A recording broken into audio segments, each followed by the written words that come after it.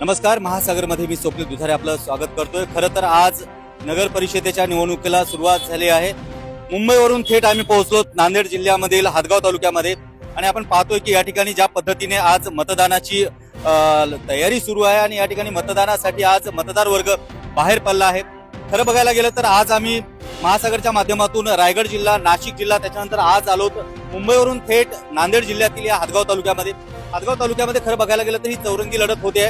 पण याच्यामध्ये पाहायला गेलं मतदानाचा आकडा जर पाहायला गेलं या ठिकाणचे बरेचसे स्थानिक नागरिक जे आहेत ते कामानिमित्त हे गाव सोडून बाहेर गेलेले आहेत। त्यामुळे या ठिकाणचं मतदान नक्की किती टक्क्यावरती जाईल हे पाहणं देखील गरजेचं आहे। त्याचबरोबर आपण पाहतो की या ठिकाणी ज्या पद्धतीने बूथवरती तयारी सुरू आहे आणि मतदार वर्ग सकाळपासून बाहेर पडला। नांदेड जिल्ह्यामध्ये खूप जास्त थंडी असल्यामुळे सकाळी लवकर मतदार वर्ग बाहेर पडू शकला नाही, पण आता मतदानाला लगबग सुरू झाली आहे।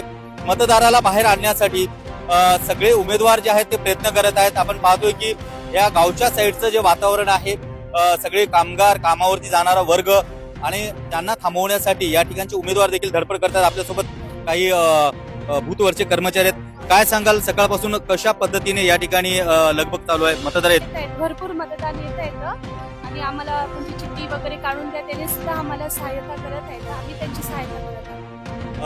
सकाळी किती वाजता बूथ सुरू झाला आणि मतदार वर्ग कधीपासून बाहेर पडतोय? 7 वाजता मतदार येतोय 7 पासून? आम्ही 7 वाजता आले, त्याने त्यांचं येणं चालूच आहे।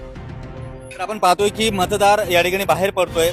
खरं तर या ठिकाणी पाहायला गेलं तर जी चौरंगी लढत होते, नगराध्यक्ष पदाची माळ नक्की कुणाच्या गळ्यात पडतं हे पाहणं देखील गरजेचं आहे। त्याचबरोबर उमेदवारांचा जीव आता भांडत पडलाय, कारण याचा निकाल उद्याच लागणार आहे। त्याच्यामुळे उमेदवार देखील या ठिकाणी मतदाराला बाहेर काढण्याचा प्रयत्न करतोय।